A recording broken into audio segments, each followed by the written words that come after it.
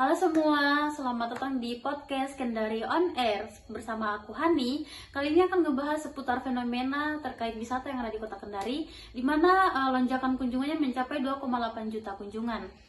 Sekarang saya sudah kedatangan 3 narasumber dari jurusan jurnalistik yang akan memberikan pandangan mereka bagaimana sih mereka memandang terkait wisatawan yang sampai 2,8 juta kunjungan di Kota Kendari sini.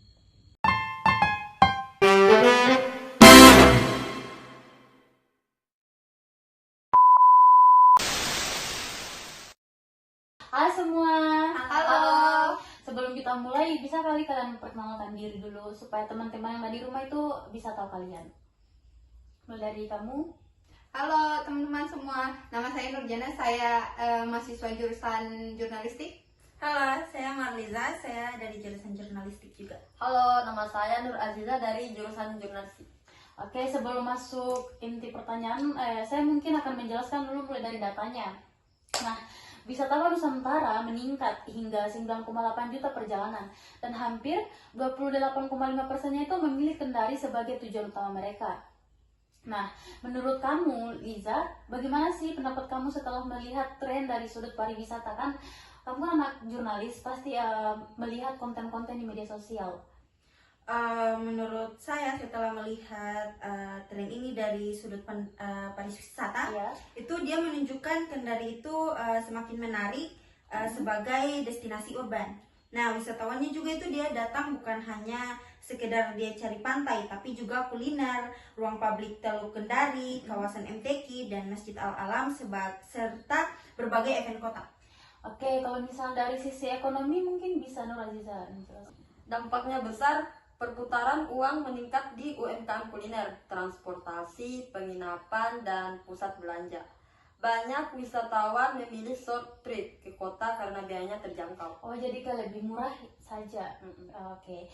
Kalau misalnya dari faktor Kendari yang jadi pilihan utama, kan pasti ada dari sisi komunikasi. Kenapa sih Kendari itu makin populer? Nurjana mungkin bisa memberikan pandangannya.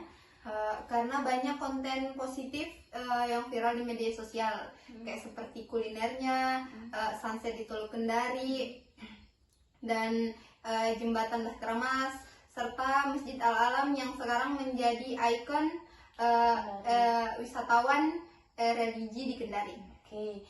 Kalau misalnya ada mungkin faktor lain yang mendukung itu?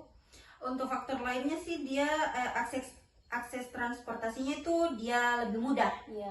Terus Bandara Halu Oleo itu dia menjadi pintu masuk utama, dan juga banyak wisatawan itu dia singgah dulu di Kendari lah untuk menikmati destinasi kota seperti kayak kawasan MTQ gitu. Oke, bagus. Terus kalau misalnya masuk dampak dan tantangan nih, pasti kan ada tantangan tersendiri. Pas apa yang namanya tempat wisata pasti ada tantangan tersendiri. Mungkin tantangan dari segi ekonominya itu seperti apa? Beberapa harga bisa naik di musim ramai. Nah, selain itu, UMKM harus meningkatkan kualitas layanan karena persaingan makin ketat. Oh iya.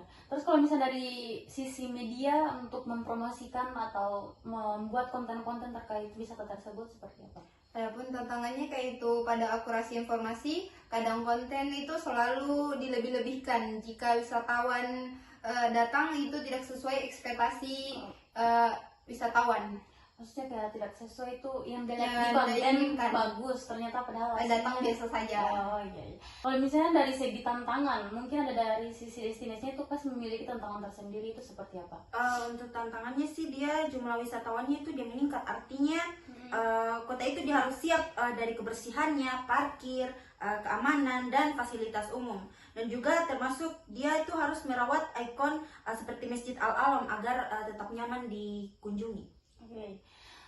Ini masuk solusi dan harapan nih. Kalau misalnya menurut kalian, kan pasti ada harapan tersendiri untuk pengembangan wisata supaya lebih baik lagi ke depannya. Apa sih harapan kalian ke depannya itu agar bisa berjalan lancar?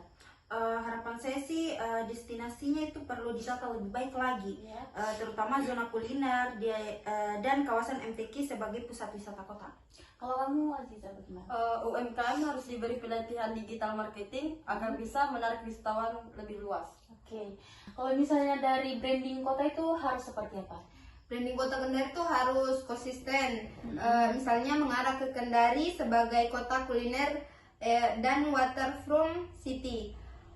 Plus wisata religi di Masjid Al-Alam.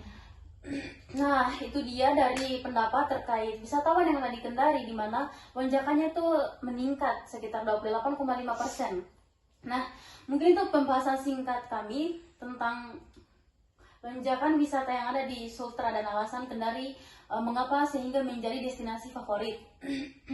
Terima kasih atas partisipasi kalian dalam acara podcast ini. Semoga diskusi kali ini menambah wawasan tentang potensi pariwisata Kendari, termasuk kawasan MTQ yang dijuluki sebagai ikon kota Kendari. Sampai jumpa di acara berikutnya. Tetap saksikan podcast Kendari on Air. Bye-bye.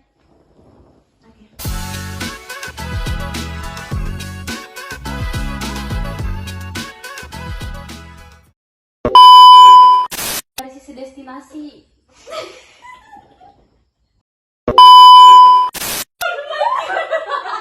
Pariwisata populer juga sama langsung.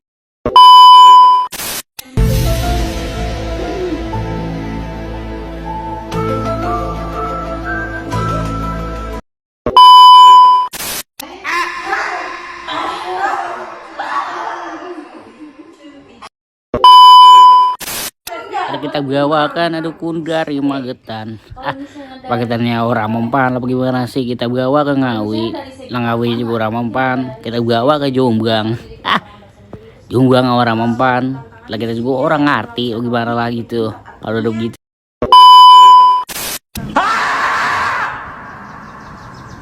A few moments later.